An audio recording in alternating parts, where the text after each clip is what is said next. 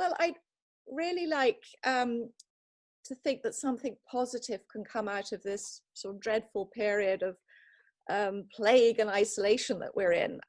Most of us, but not all, I suppose, have been obliged to slow down and to stay in one place. And it has been, I think, it's given us a degree of calm and time to savor every experience of our new restricted life and world. And for me, it's been a great pleasure to see the eruption of nature, from, you know, everything changing from day to day. And I think it's been really essential for me as part of my afternoon walk, and to see this wonderful evolution and to appreciate it.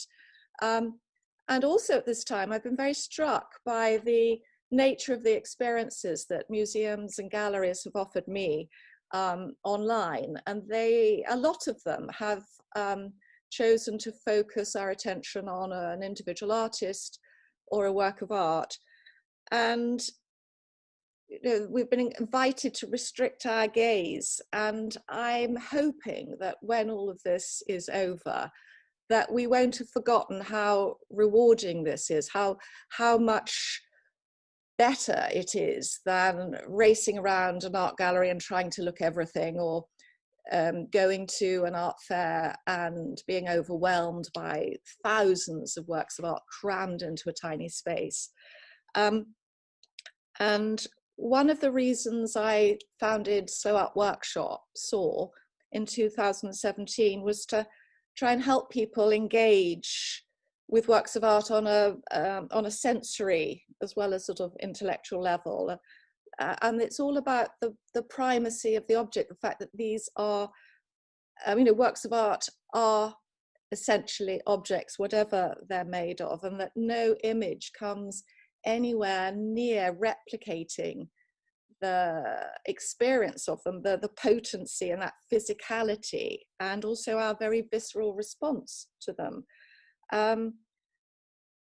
And most works of art, as we know, sort of reveal their secrets slowly. So this is all about concentrating on one thing and looking and thinking and asking questions.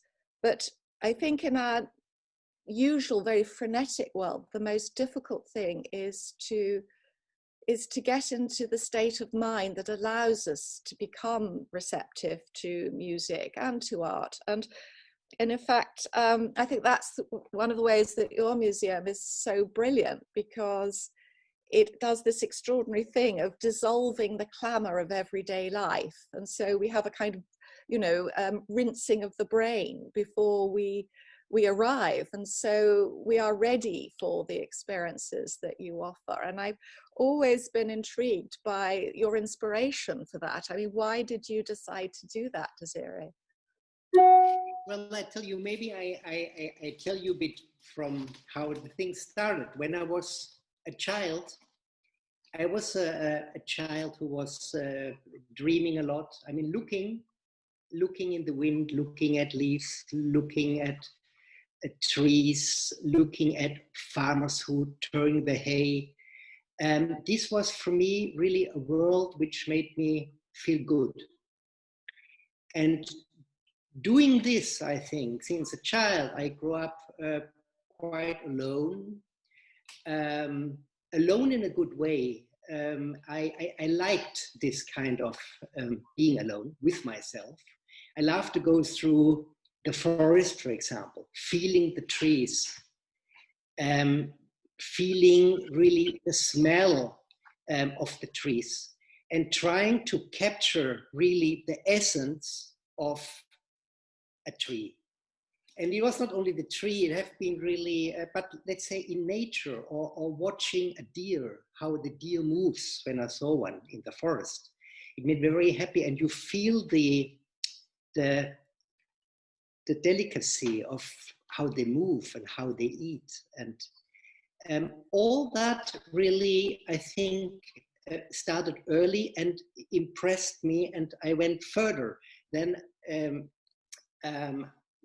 after, I went to New York. New York was very important for me. For example, I went to the Metropolitan Museum every weekend, looked at only 1, 2, 3 pieces which have been important for me, and looked very long. Then I went through Central Park to digest it and see the normal life, sometimes stopped on a bench and thought what I have seen, and looked again, dreaming in the world of today. And then I finished normally. This was my personal exercise in the MoMA, Museum of Modern Art. And again, have been choosing a work, what was important to me, and looked very long at it.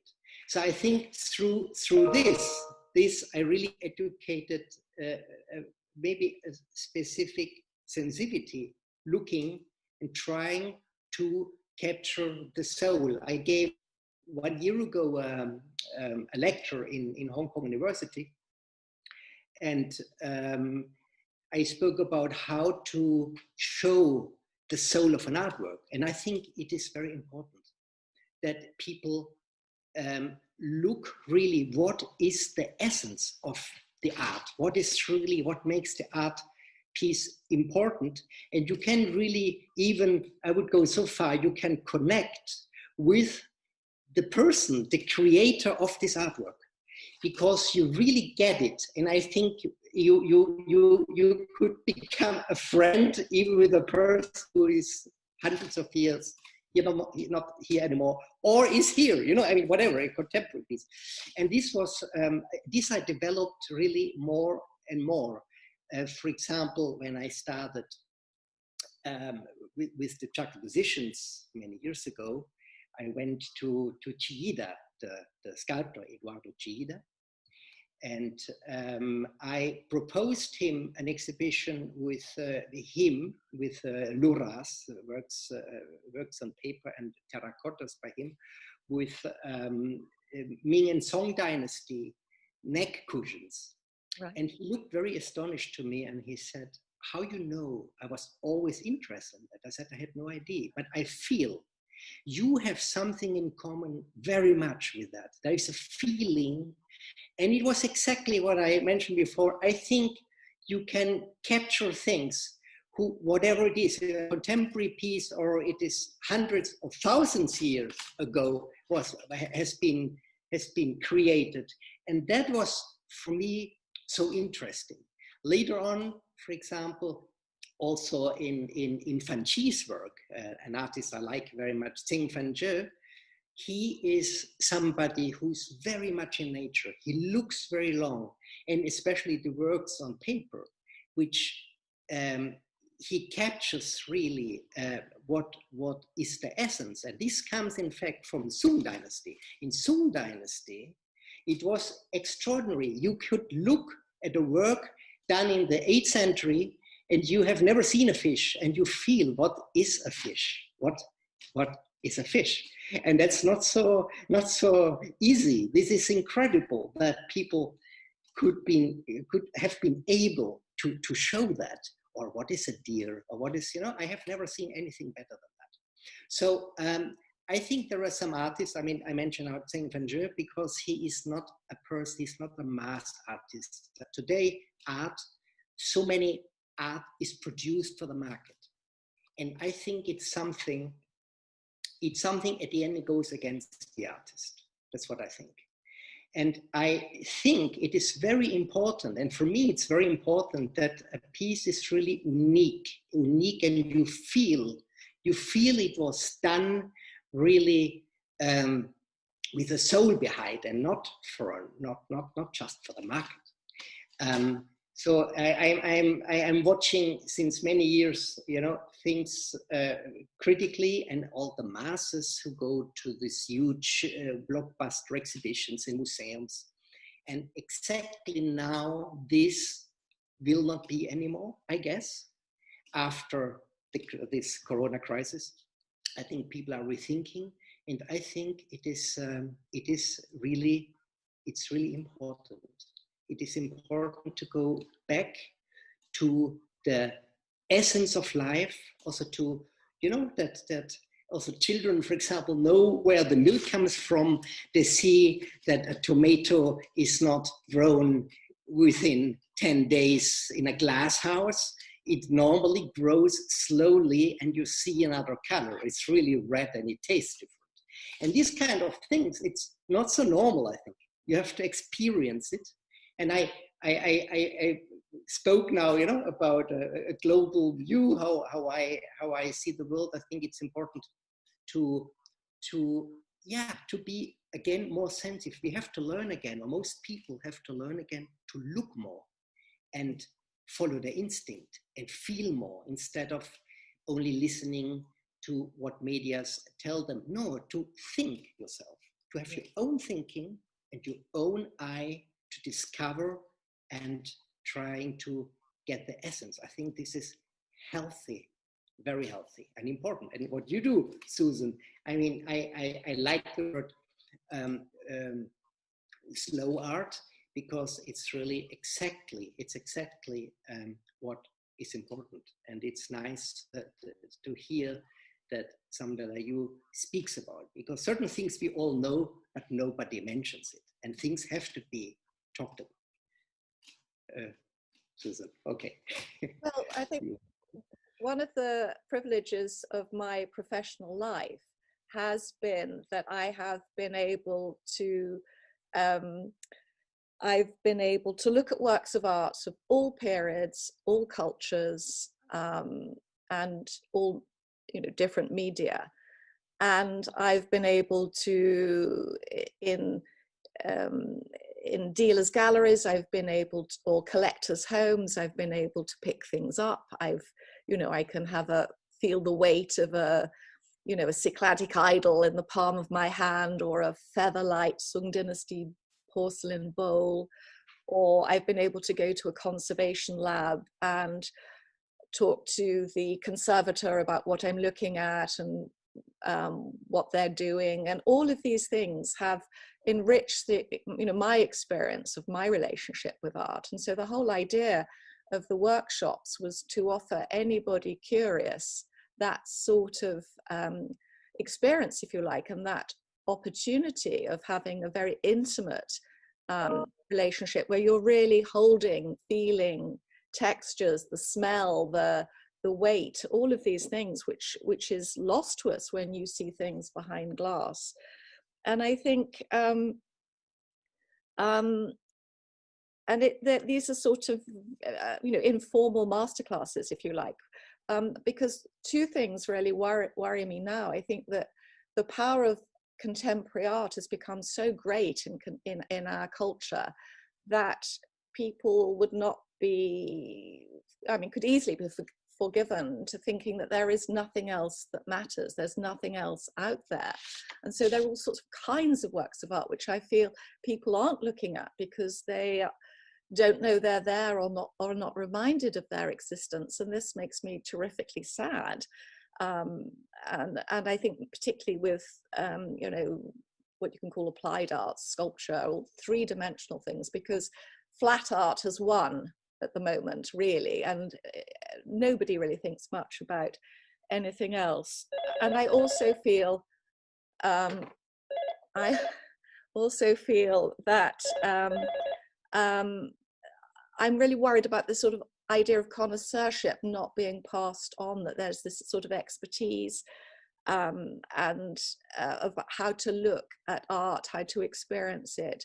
Because in academic art history, this has become simply just about considering a work of art as a historical document, and it's not about the thing itself. And I think you're talking about the museum and what happens next is very interesting, because the model of funding for most is predicated on these blockbuster exhibitions, which are not going to be possible now because of if you've got to sell X number of tickets and you're not able to allow very many people in, this is a very different dynamic when it comes to presenting work to the public. And I think this is an opportunity to rethink it, because I think so much of the museum experience and what museums think that they're all about has changed in recent decades. And then certainly in the UK, funding has been made available to them because they are educational resources. But I think we should actually think about their other role. I mean, they are not just, works of art are not there to educate us. They are there for pleasure. They're there for us to experience and to be taken out of our lives, to be taken to another place. And I think that I think we should almost, as you said, we need to learn how to do these things that we've almost lost by our instincts to do. We should learn to experience something, and then we can begin to learn about it. And they are sort of different things. And I think that experience, that opportunity to really allow a work of art to speak to us, is something that needs to be developed. And it's rather sad that we can't just walk up to something and respond to it. And it's partly to do with the fact that we think we ought to be improved by learning about these things, but it's also that the clamor of everyday life makes it very difficult for our brains to sort of engage in a calm way. And I think in this new world there may be more opportunities for that, and I really hope so. I agree with you, absolutely. And I think that with all of these things, that it's you know, with the workshops, it's really a concept. It's very simple. All you need is you know, a work of art or a small group of works of art and a small group of people. I mean, it's actually not very complicated to do. This doesn't involve you know, any great sort of complex infrastructure. It's just very, very simple. It's almost like going back to basics. Well, the workshops are really came together for all sorts of different reasons. I thought that it was a shame that people didn't really have the experience, the opportunity to handle works of art, to get very close to them without the glass, without standing a meter away. And so I basically thought it would be a really nice idea to be able to have an informal, a place that we could just have a small group of people who could look at you know, one or two things, and have somebody there who knew what we were looking at, and so would give normally it's like a small introduction. Well, I tell you, the first workshop I arranged, and I've for all of them have benefited from the generosity of friends in museums and in the art trade who have given their time and their collections for these purposes. And the first one I did was in the British Museum reading room, which was the British Museum Prints and Drawings reading room. And it was fantastic. And Hugo Chapman got out, and Isabel Seligman got out a group of drawings and prints from Leonardo to contemporary. And appropriate to this theme, they looked at, they selected drawings and prints where the artist had consciously sought to slow down the visual perception of their work. So this could be done by tremendous detail, or it could be done by making a very complicated image, which was very hard to read. So you really had to look at it to really get a sense of what was going on. And it was absolutely amazing. So we had Rembrandt, we had Leonardo, we had just about everybody you could possibly hope to see. And the drawings and prints were in their and they were in their matte frames, but there was no glass, and we were given magnifying glasses. And we just spent the evening after it was closed to the public for an hour with our magnifying glasses looking at these amazing masterpieces. And it was just the most overwhelmingly wonderful experience, because the setting was also very dramatic too, and it was a sense everyone was excited by this. No one had seen drawings who that weren't behind glass before, who had not been, you know, used to going to these museum print rooms. And the second one I did was in a dealer's gallery, which was the late lamented Oliver Hoare had this exhibition of works of art sort of around the Indus Valley, all sorts of different things actually. And we had a professor from Boparacci who's a great expert on this, and he came and he got things done and passed them around, and it was just absolutely a very special thing. And you could, and I think when there's a public lecture, very few people want to stand up and ask a question. And these are just very informal events where, if possible, and sometimes with gloves, sometimes without gloves, you can actually hold an object and you know, have it actually in your face, and then turn to somebody and say, but why is it so light? You know, why did the artist do this? Why? And it's just, and it was very interesting because everybody would sort of join in, and all the experts said that there were really interesting questions that made them think about things too in a slightly different way. So that I think that it's a wonderful formula. I mean, it's just a concept. It's just anybody can do it anywhere, and it takes very little organization. It just takes cooperation really, and making the use of the, you know, expertise that's out there. And after all, they are, you know, these are public museums. They're there for us. And it's been also very interesting, those museums where they were happy to do it and free, because that's the other thing. I don't charge for these events. And then other institutions do comparable things, but they see them as a revenue stream, and they don't want anybody offering anything for nothing. And I found that very sad. But we've done these workshops now in museums and galleries in London and Oxford and Cambridge, and they can be done at, you know, anywhere where people are willing to do it.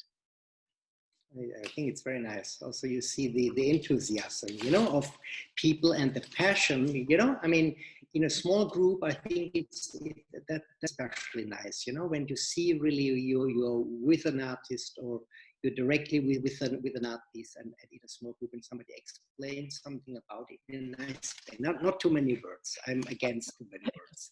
That people still can really look and feel it, but maybe some essential things, and then let the people. Sometimes certain people need really an introduction, and I think it is good.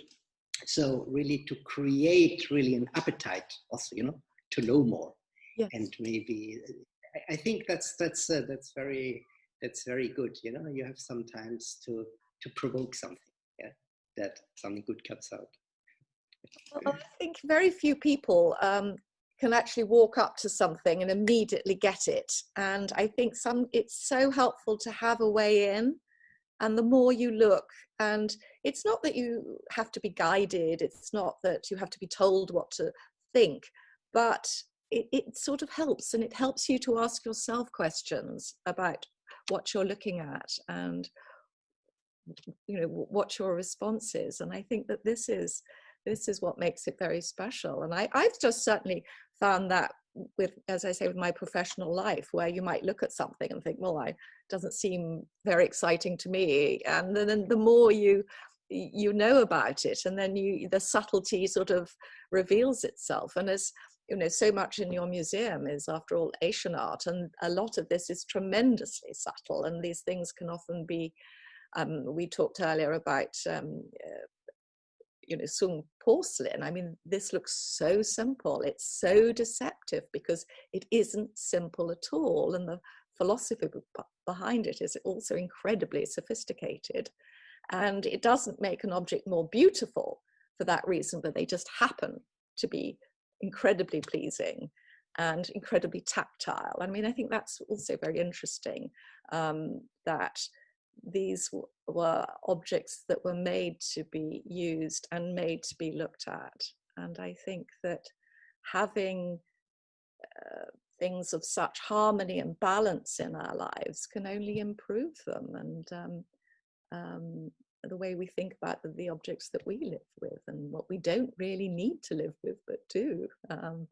So absolutely. I mean, what I like very much when I see the people, our visitors are very young. Really, we have a very, very young crowd of visitors, which makes me very happy. Mm-hmm. And many of them you see, you know, they say, "Wow, look at that! How cool that is!" They look at the form; it attracts them, and that's what I want. That the pieces seduce the visitors. Mm-hmm. And okay, it's not so important that this piece is maybe a extremely rare piece. This is secondary to me. Important is that the piece really grabs the people, and the atmosphere is the atmosphere that the people are really seduced from the atmosphere, that they look and start feeling something without so many words. And I think this is something which makes me very happy, because you never know when you start something how will be the result. And seeing this now, I really think it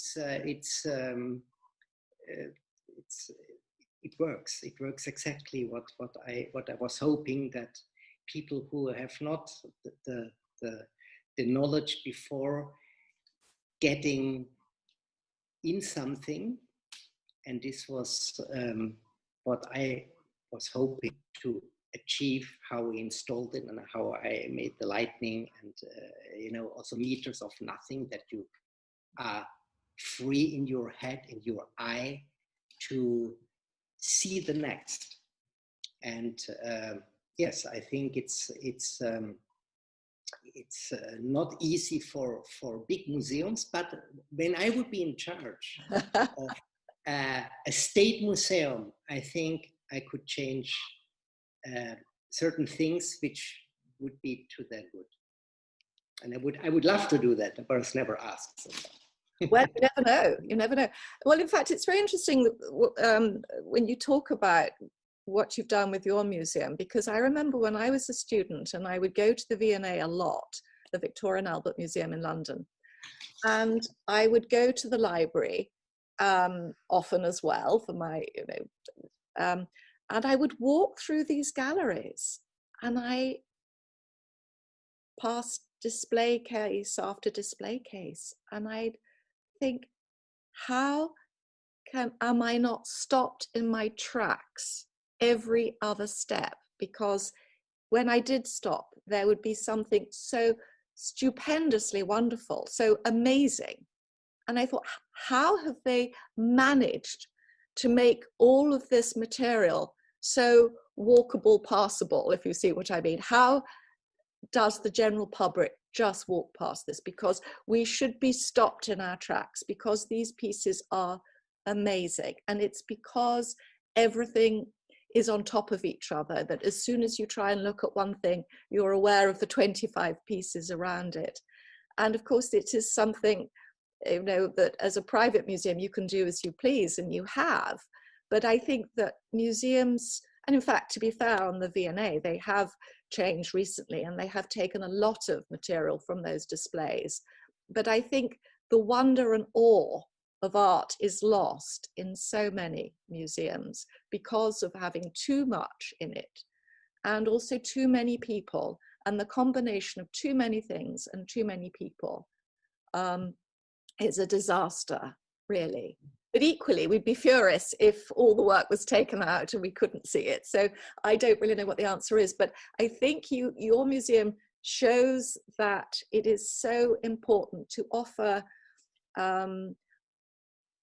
in the mainstream museum, an opportunity to look at art this way, as well as the traditional way, if you like. And I've argued before, and I will continue to argue, why not have a space in a big museum where you have an appropriate atmosphere, a darkened room, a chair, for heaven's sake, so you could actually look at something carefully in a way that was conducive to really engaging with it, as opposed to just walking past. Absolutely. I mean, what I want to say it before, it's you know, when I do it as a self-discipline, something, I go through, let's say, the Prado, and I just walk, and I let me stop from the art pieces. And I do this in many places.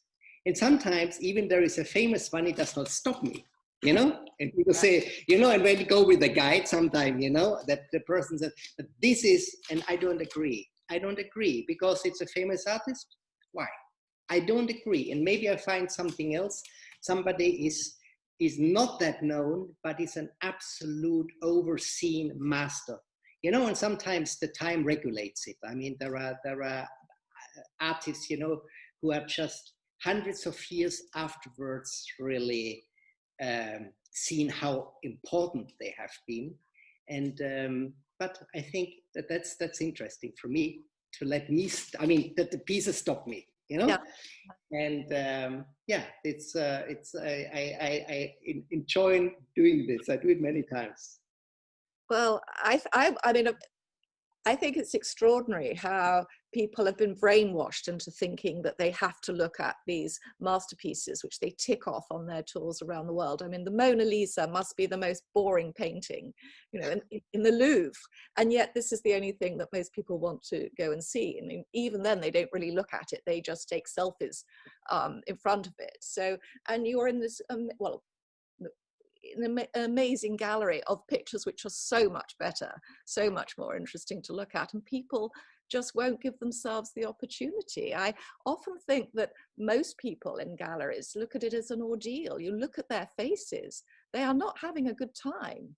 You know, they're miserable because they feel they've got to do the museum. I think people should be told, no, you don't have to do a museum. You just go there and you have fun, you enjoy yourself, you stay.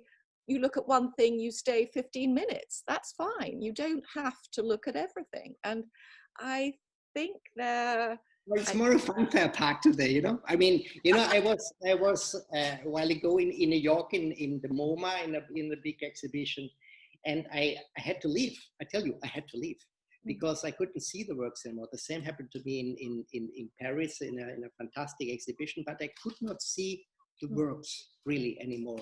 And the people, the funny thing is, a lot of people didn't even look. They just wanted to be there because it was a hot spot to be there, you know. And you can say, I have been there in this exhibition, and they made mainly photos and talking, and you know, it was like you go in a park, you know, and you speak to each other, or a funfair park.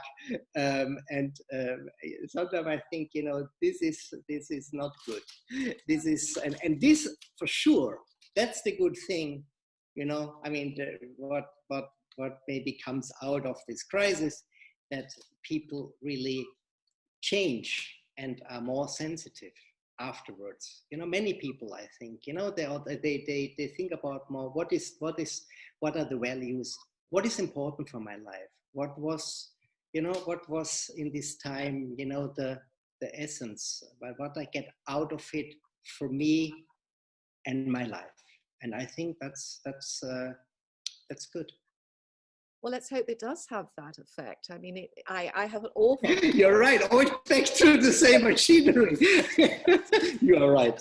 Everybody will go back you are right. to the crazy life that we had before. I'm hoping that this will not be, and that people will have the chance to reflect on the tremendous kindness of strangers, of the natural world as we see it, of the fact that, you know, we are here for a finite time and we better enjoy ourselves and we better make the most, you know. Carpe diem. I like that. Enjoyment. Yeah. I like it what you said. Yeah. Enjoy ourselves. I think it's important to enjoy in general. You know, it can be a crispy bread when you like bread. It can be an apple. It can be the simple things, but celebrating them.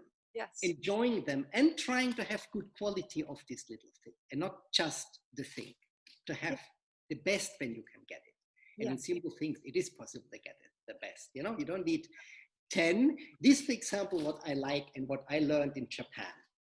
In Japan, when you go to a store, a good fruit store, for example, you are amazed about the quality. You're also amazed about the prices. But the quality is so amazing that instead of buying 50 strawberries, you eat 9. But this 9, every single strawberry or every single melon or everything, I mean, everything is so delicious that you're all, whatever, a small piece of meat or fish. And this, I think, is nice to learn also, to appreciate quality and enjoy it, really deeply enjoy it in food and in art and in little things, the view to a beautiful landscape, enjoying. That's important, you know, and to know how to enjoy, deeply enjoy. Take it inside you, breathe it, you know, and yeah, but be happy. Be happy. And once again, this idea of, you know, quality rather than quantity. It's as you say, the 9 strawberries rather than the box of strawberries. And it's the same with art. It's the same with anything. You want the quality. You want to look at something that's wonderful and savor it. Savor all of these experiences, and I hope we will learn that this is better to do this, and to clear our minds a little. I mean, I talked to a friend who about the situation with music, for example, about going to a concert in the early evening where nobody's eaten, their blood sugar is low.